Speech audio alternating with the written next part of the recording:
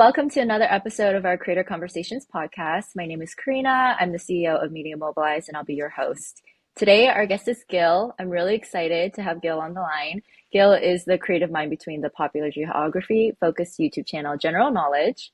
Gil is a native of Portugal, started General Knowledge from his home in Lisbon in 2017, where he is still today. Since then, he's built a loyal following of almost 900,000 subscribers on YouTube and created over 400 videos, which is a lot. Starting with fun animated characters, Gil, he now stars himself in many of the videos while also maintaining the same engaging yet educational vibe that continues to draw in viewers. Gil, thank you so much for joining us today. Thank you. So good to be here. Awesome. Great to have you. So let's start with the basics. What motivated you and inspired you to start General Knowledge in the first place? I think I've always liked history and geography in general. It's always been I remember in school they were both my favorite subjects, and I think I can trace it all back to liking these computer strategy games that one of my cousins used to play when we were kids. And I think kind of, ignited the spark within me to like those areas. And then I started watching YouTube a lot as a kid, and I thought maybe I could do this too. So I put the interest and the desire to try something new together and started with that. Awesome. We're kind of separate or opposites. I was terrible at geography in school, but then as I grew older and I started to like to travel, I've gained a little bit more interest. You mentioned some games. What are some games that you played back then with geography? The only thing that I can kind of think of is, have you heard of Where in the World is Carmen Sandiego or Santiago? I think so, yeah. The name rings a bell. I'm not exactly like visualizing what it is. Yeah. What about some other games? So it's interesting because a lot of them I still play today, a little bit for Hmm. nostalgia's sake. But there's this is a little bit like geeking out, but there's a series of games called Total War. And so Hmm. they are strategy in the sense that you are essentially presented with an interface that is a world map, and then you sort of command your armies and build your settlements across the world. And Hmm. so those were a few of the ones that kind of kick-started everything. I remember this very old game. It was Rome Total War, and you took on the role of like ruling the Roman Empire, I guess. And the series has kept going up to today. They're still releasing much more modern games. I think Hmm. that's where it all started for me. As far as engaging with your channel's content on geography, how have you managed to get so many people to engage with it? What do you think about your video keeps people coming back? One of the things that was key at the start, and I don't know if I started a new channel now, if the method would be the same, I guess I would have to test it Hmm. out, was trying to find where the audience is. And so some of my first videos were about flags specifically. And so what I did was I went on the subreddit for vexillology, which I came to learn is a very complicated word for the study of flags. Hmm. And I shared the videos there. And I think it was the process of finding exactly where your audience is and presenting them with a content that they will probably like because it's a topic that they're interested in. I think that was the key moment in capturing an audience at first.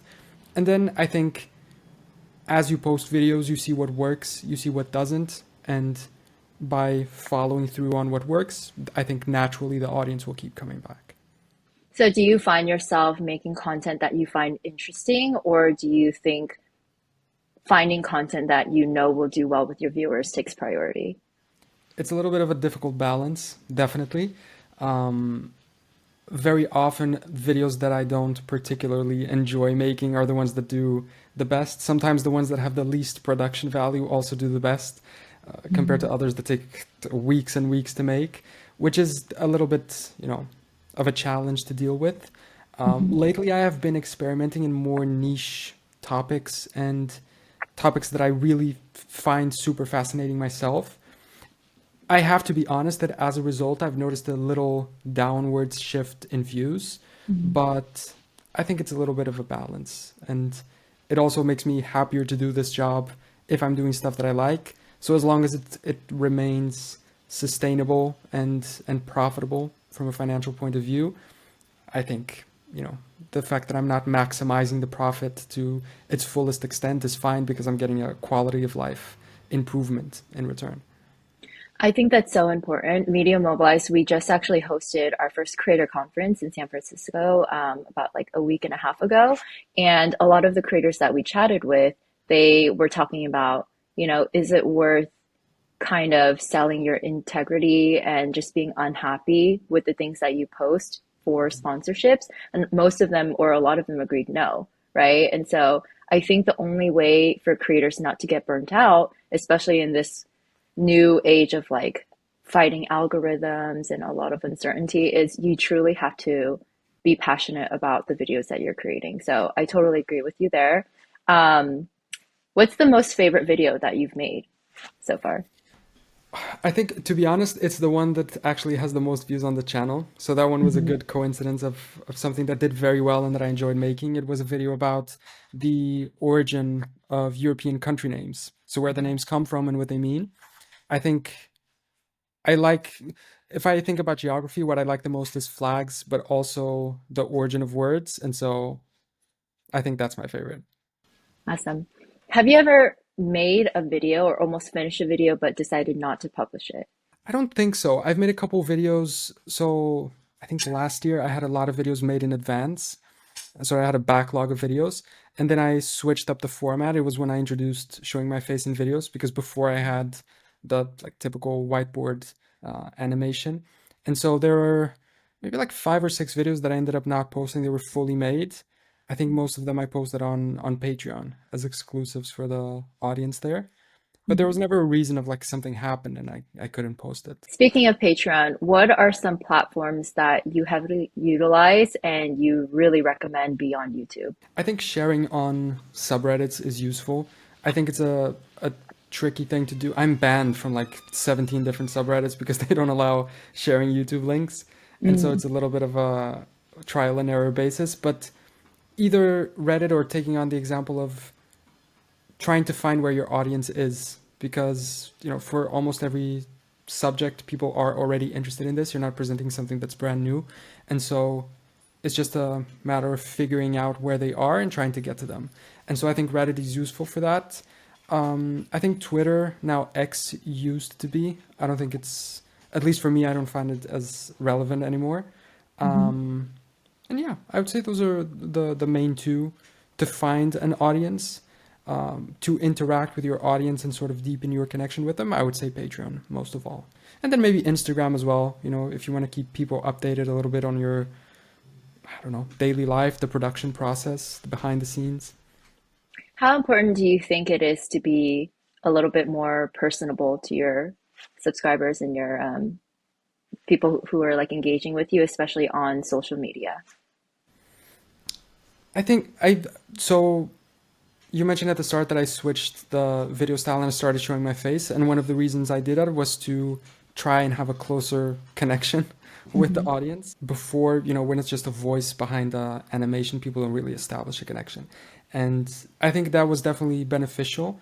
It is, I think, the main way that I do it. So I have an Instagram account connected to the channel. I don't use it very often. If somebody sends me a message on it, I will reply, and I think that's a good way to stay, maintain a somewhat of a relationship with the audience that wants to reach out. And I get a few emails every now and then of people that want to further expand on a topic. Sometimes people send me these huge essays on whatever I did a Mhm. video on. Sometimes they send very upset emails because they didn't like what I said about a specific topic too. But I think replying to those interactions is also a good way to Mhm. keep in touch with the audience. And I think it definitely helps. Do you think it helped with your views and your engagement after you switched going on to camera? Because I know there are a lot of creators who actively don't like to do that, but then once they switch, they're like, oh yeah, we've got so much more views and so much more subscribers. So do you think that was the case for you? Opening up a little parentheses, I think the channel is now 9 years old almost. And I've definitely noticed a little bit of a struggle in keeping the same level of views as I had, I don't know, 2, 3 years ago when it was Mhm. at its peak. And as it started sort of stagnating a little bit, I introduced a face to fight that to some Hmm. extent. And I think it definitely helped. I don't think I noticed this, you know, giant growth from the moment that I did it. And so I don't know. I think it's a positive element. Um, I think if I went back to not showing it, it wouldn't be the end of the world, and it wouldn't go poorly either. I think it was important to happen at the time that it did to fight that stagnation, but not a huge difference, to be honest. Where do you get your ideas for new content from? I know, I mean, obviously with geography, there's so many different topics, but I'm curious what that process looks like. A lot of ideas come from old ideas, so there's a lot of different variants that you can do. The example of the video on European country names and where they came from, what they mean, you can do that for every continent, and then you can do that for every country with the regions. You can do it for the cities, and so each idea kind of unfolds into a bunch of other ideas, um, and then other original ones just come from stuff that I see on the news, stuff that I read in books. I read a book recently which is called Merchant Kings, and it talks about private companies at the times of European colonization of America and Africa. And one of the chapters was about how the state of Canada sort of indirectly evolved from the Hudson Bay Company. And so that gave me an idea for a video about how a company essentially turned into a country. And so I think consuming media of all sorts, print, digital, is the main source. Do you use AI at all in making your videos or perhaps writing your scripts? Sometimes I don't like to have to write the scripts because I see a lot of mistakes when I do it. I've Hmm. tested it out a little bit. What I do is use it to summarize content that I feed myself into the platform, and I think that's mostly it. Summarizing. Sometimes I try to get some ideas for video titles. If I Hmm. can't, figure out a good catchy title for a specific topic, I think that's the fullest extent of it at this point. I'm curious what your thoughts are on AI and content creation in general. You know, there's Mm. a lot of AI heavily powered channels out there. So, do you have any thoughts, positive or negative? I have one that is a little bit negative, which is a very subjective analysis for my part. I don't know if this is true, but I get a feeling that a lot of geography channels are struggling a little bit at this Mhm. moment. At least other channels that I've spoken to share the same opinion, because there's sort of been a flooding of fully AI generated channels with the AI scripts and AI voiceover, and then the same style of these sort of dynamic maps that you do on After Effects, which I guess you can automatize a little bit to some extent too with a script. I don't know if that's the case, and so I think in that aspect, AI has been a little bit negative because it has flooded the platform with a lot of low effort and repetitive content that is sort of hiding other content that might be a little better. Um, but I think it also has a positive side of automating a lot of processes, and this, what I do with summarizing a lot of text content is an example of that. I did a video maybe a year ago now, which was well, the video was on Viking exploration, and I hired an illustrator to do some illustrations, and he also used AI not to generate the illustrations, but to generate sort of an idea and a basis that he then drew over with his own art. And so I think that's also an example of something that saves time in the process. So I don't think AI in itself is bad. I think it comes down to how people decide to use it. So he Hmm. decides to use it as a basis instead of just replacing his own work. I think that's positive. Um, if somebody just uses it to fully replace human work, then I think that's negative. You mentioned the Vikings, so I kind of quickly thought of a fun question. If you could go back to any time period in history, what would it be and why? This is a very difficult question. I think there's like four or five that I can't decide on. I think if I had to choose one above all else, I think I would choose maybe either ancient Greece, or to give a super stereotypical answer, I think the Roman Empire. Mm-hmm. Just because I think it's interesting to go back to a time where you had, to some extent, a lot of technological innovation, a lot of development in the arts. But then what I think about the most in that period was how there was no, this is a little silly, but how there was no pollution, right? Everything was sort of integrated with nature. Um, I think that would be very interesting.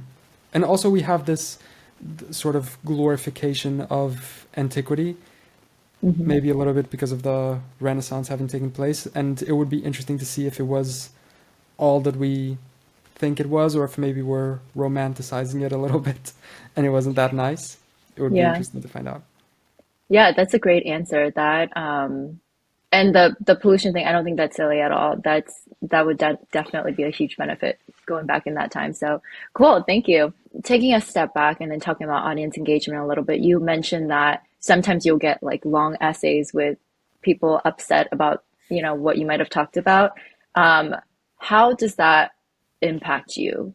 Maybe maybe it doesn't, or maybe it does a little bit negatively. How do you engage or choose not to engage with some people who send over, maybe unhappy feedback? And then how do you think it shapes the way you think about your content when you're creating? There's definitely a difference between the serious, constructive criticism and sometimes I see a comment that points out a sort of a correct criticism, right? They notice something Mhm. that I made a mistake on, or they correct me on something by providing additional context or information. If it's something that I actually made a mistake on, those are the ones that affect me because I feel a little, I don't know, maybe guilty that I didn't Mhm. think about that. And then there's the ones that are just very unreasonable. One that always stuck to my mind was a time that I used sort of cartoonish illustration of a man with a baguette and a bottle of wine depicting somebody from France. And I got an email from presumably a French man who said he was very insulted by that depiction because it made all French people look like alcoholics. And so he wanted me Mhm. to take down the video, otherwise, he was going to sue me or something. And I think sometimes these are just people trolling online. I don't think it's actually serious. If it is, Mhm. then it's even sillier. So those don't affect me because they're so strange and those I ignore. The other ones that are valid criticisms, I often respond to, and I appreciate it. I think it's a good Yeah. way to learn.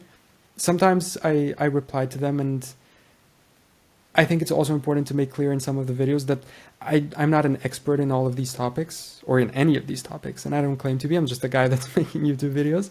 And so it's normal that there are mistakes, and I think it's good that these people are coming in and correcting them. When you're making your content, obviously there's a lot of research that goes into it. You talk a lot about historical facts. What does that process look like? What's the turnaround time for a video? How extensive is your research? If you can give a little bit more insight in that. So now I've sort of set up a process that is pretty smooth. And so for a video that's not super complicated, I think the turnaround time will be around a week. So yeah, it goes pretty well. The research is essentially, you come up with the topic and then I try to set a list of subtopics that have some sort of conductive thread through them, Hmm. and reach some type of conclusion about that topic. So usually it starts with a question and then it ends with that question being answered. Um, one I like the show with John Oliver a lot, Last Week Tonight, and something that they often do is summarize their topics into three questions that are connected to them, and then you are able to understand the topic much better if you're able to answer those three questions. And so I try to copy that format sometimes. Then each of those subtopics do the appropriate research to try to figure out what the answer is. Cool. All right, I want to chat about monetization. So, what are the strategies that you use for monetization? How has it differed from where you started and from where you are now? So my main monetization sources are embedded ads, so Google AdSense, and Mhm. then sponsorships. I would say a third one is Patreon a little bit, but at a much, much smaller scale in terms of monetary value. And then one thing that has changed a little bit from the start and now is the split between those two main ones. So before AdSense would represent maybe 70% of the income. And now I think sponsorships are maybe over 50% at this point, both because as the sort of peak of views of the channel has gone down a little bit, it's generating a little less through AdSense, but also because we're able to negotiate better deals with sponsors. And so, yeah, those are the two main sources of monetization. We have tried at some points in the past to do some merch sales. Mhm. They didn't go particularly well. I think a little bit of consequence of not having a super close connection with the audience. So now showing my face on videos and trying to have a closer connection with the audience, it'll be interesting in the near future to try again and see if that becomes a new potential source of revenue. As far as sponsorships, do you have a certain type of brand or, a vertical or a category of brand that you really, really enjoy working with? What do you think has the best alignment with your audience? It's difficult to say. I think we had one sponsor years ago that was the perfect fit. We don't work with them anymore, and it was an app that summarized mostly history books, and so that is a perfect fit. I think there's maybe two categories that we work with the most, which are online services, so VPNs, stuff like that, and then mobile games that we try to choose the ones that align more with our content. So stuff that is focused on history or geography or something close to it, at least. Now we're venturing a little bit into physical products, which is also a consequence of being able to show up on video and showcase those products. The video that's coming out today it's a sleep mask ad. So it would be completely impossible to use it and have that sponsor if the face wasn't showing up in the video. So it's a new category that we're now exploring too. Since the start of your channel, since the start of your content creation career, what has been the biggest struggle or struggles? I mean, there's a constant struggle with video performance, and I think it's a common aspect to most YouTube creators. I was talking to somebody a while back and sharing the stress that it is when you log into your creator studio after the video's gone up and you see the little 2 out of 10 or 8 out of 10 or 10 out of 10, and every time it's a 10 out of 10 you just think, okay, it's over, people don't care anymore. I think that's the biggest Mm. struggle, keeping up with your own expectation of how videos are going to perform. um, a few years ago I think right at the start I had some issues with monetization with YouTube at a time Mhm. when YouTube was being a little difficult when it came to monetizing videos. I remember at a period of 6 months where everything was demonetized because they thought there was some issue with content replication, and then I had to appeal it, and then they said, "Yeah, you're right, we're sorry," and Mhm. lost 6 months of income. That was definitely, in the big picture, the biggest issue, but the most constant struggle that lasts up to today is definitely dealing with the expectation of what result is a positive result and how each video is going to perform. Well, how have you learned to kind of mitigate that? I can imagine that takes a toll on your mental health and like your motivation and whatnot. So, what are ways that you've tried to kind of move on past from that? Well, I think not going into a full therapy session, but I think it's important to disassociate your own self-worth with the success of the things that you do, um, and feel good about yourself regardless of those things. I think that's an important step. And then also realizing that it doesn't need to. I think we have this conception for a lot of reasons that everything needs to be a exponential growth all the time, and I don't think it does.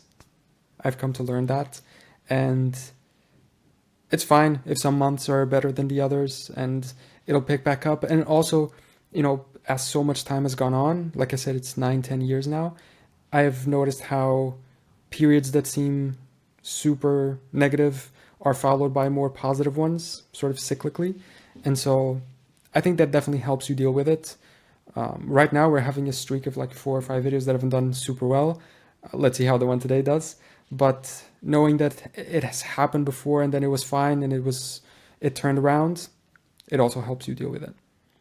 What do you think the future of content creation will look like? And then what do you think the future of general knowledge will look like? So for content creation, it's difficult to say because I think if I answer that question 2 years ago, I would give a different answer than what is Mhm. happening right now. Um, I think right now short form content is the majority of content that is consumed. Definitely, vertical video is definitely taking over. At the same time, it's interesting to see how when I look at the devices that people watch videos on, TV is sometimes number one or number two, if behind mobile, and so maybe we are also looking at a potential comeback to more, I don't know, maybe not super traditional media consumption like we did when we were kids with our parents, but something similar to that in a more slow pace that will counter the super fast TikToks that we've had for like 2 or 3 years now. And we see it a little bit on TikTok itself, even with the expansion of video length that you now get. I got a TikTok the other day. It was like 10 minutes long. It was Mhm. very, very different than what I'm used to. So let's see. I think either going further down the fast-paced vertical video or going back to horizontal, slow pace, super long content. I think one of the two will be the case. When it comes to general knowledge, also difficult to say. I think I notice it a little bit myself that it's maybe becoming a little bit of a saturated area. And so I think a potential path for the future will be to go down more niche topics. So choose something, choose flags, choose etymology, choose, I don't know, map making, something very specific within general knowledge instead of trying to provide a big picture and every video being something different. You mentioned short form videos versus long form videos. I was chatting with somebody a couple weeks ago, and this was also brought up in our conference. Short form videos are a great way to go viral. However, long form videos are how you actually engage with your audience and then also gain more subscribers to your channel overall. Would you agree with that or would you disagree? I think so. Yeah. So I worked with two guys that they are essentially consultants for YouTube channels, and it was interesting to hear about. They were very against betting on shorts for YouTube. They gave the example of how short views don't necessarily convert to long-term views in their opinion because the audiences are a little separate. I don't fully agree with that. I think I agree more with what you said, that short form is a good way to go viral, and then maybe you can convert some of those viewers to long form viewers and people that stick around. I think the main challenge with short form content is the monetization aspect. I think TikTok has done a good job with that, but for instance, here in Portugal, you can't monetize TikTok. It's not available yet. And so that presents a little bit of a challenge. On YouTube, the monetization that you get from shorts is, next to irrelevant. I went to a YouTube conference in Madrid about a year ago, and somebody brought this up. They said the whole point of the conference was promoting the use of shorts, and somebody said, "Why am I going to do shorts if I get 5 million views and then I make $3 out of it?" And another creator, I remember, raised their hand and said, if we think back on YouTube, maybe 7 years ago, long form wasn't as profitable as it is today. And so it makes sense that it's something that advertisers are adjusting to. And so while I think that it's a challenge to do short form today, if you want to make a profit out of it, maybe in 2 years, it's going to be just as profitable as it is to do long form.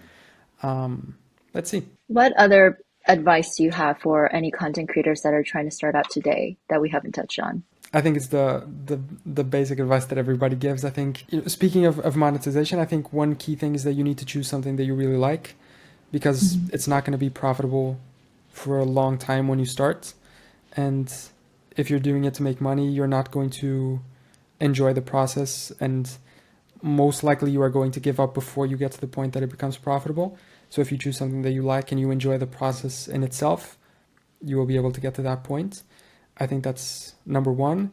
And then I think just be consistent and try to put out content that is increasingly better. So each video of yours is a little better than the previous one. Um, I think that's an advice that I don't follow myself because I've sort of gotten used to doing things a certain way. And so maybe I can reflect on that a little bit myself. And then also try to be a little better than whoever is out there doing your content. And also, I think a final piece of advice in that regard is a lot of people think, oh, now it's too late to start a YouTube channel. Everything's been done. I think everything's been done always. You can always do a different approach on whatever it is. And so I think just do it, just start, and then figure it out is the best course of action. Yeah, absolutely agree, especially with your last comment. While you're doing research for your videos, obviously you touch on a lot of different countries. Has your research or one of your videos ever inspired you to actually go visit a country? And if so, which one has been your favorite? It has definitely inspired me to visit. I haven't fulfilled any of those visits yet. I did a video recently on Hokkaido, the Mm. topmost island of Japan, and it definitely made me want to visit Hokkaido itself and also Japan in general. It seems like a very fascinating country. Um, so yeah, I think that would be the one that has, sparked the most interest.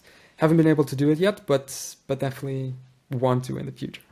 If you could create another channel completely different from general knowledge and away from like history and geography, what would it be on? It's difficult because I think these two and all of the areas that are sort of connected to them are the areas that I'm most passionate on. And so it would be difficult for me to do another super different channel. Mhm. Um, I think, look, an area that in my mind, all of these things are connected, but I guess they're different. One thing that I like a lot is politics. So maybe a channel on politics could be something interesting. Gaming, I guess I would have to stay away from the games that I like now to be different, but could also be an option. Cool. And then what other YouTubers or content creators do you follow yourself? So I follow a lot in the same genre. One that I like a lot and I had a chance to speak to and sort of exchange ideas with is Geography by Jeff. He's super talented, super nice person as well, and he does very very good videos.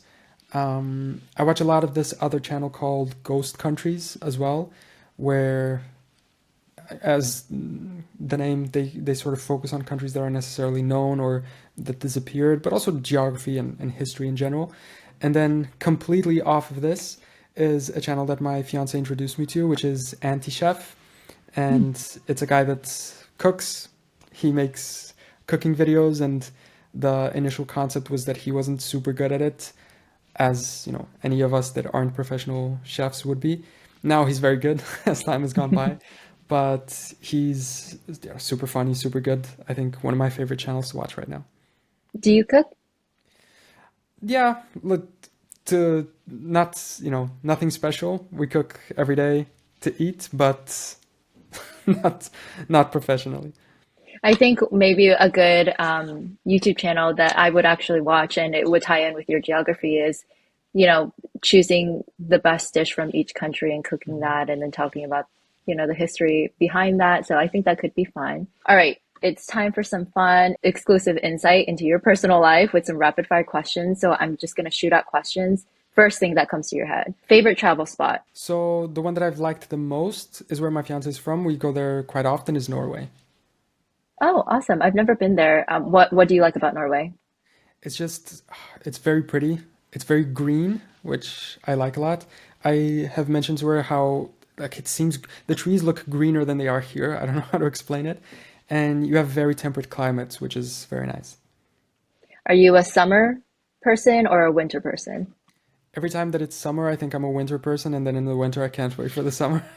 So Absolutely agree. Yeah, I definitely agree with that. Cool. Favorite movies? growing up, I was obsessed with The Social Network, Mhm. and also in a very different style, 8 Mile with Eminem.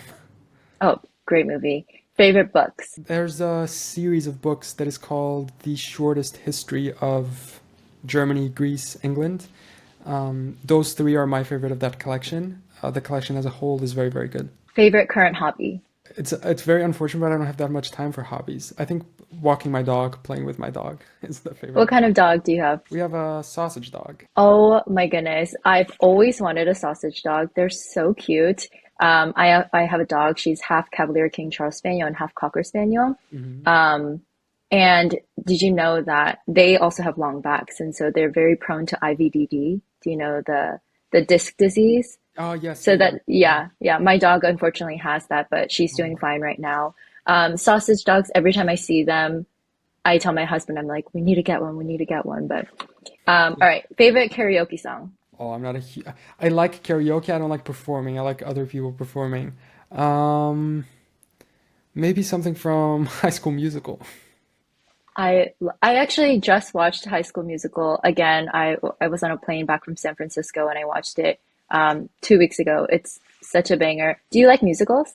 Not honestly, not that much, but High School Musical, yes.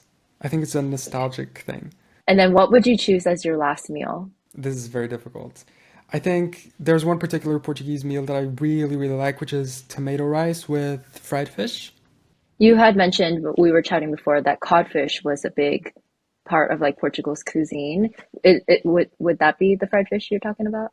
In some cases, yeah, they use fried fish. In other cases, they use a fish. I don't know how to translate it into English, but it's just a basic white fish, essentially. Awesome. Okay. Well, that does conclude our podcast. Thank you so much, Gil, for joining us today. Really good insights, really great to get to know you on a more personal level. I will be looking out for the video dropping today, and I will be continuing to stay on top of your growth this year. So thank you so much for joining us. Thank you.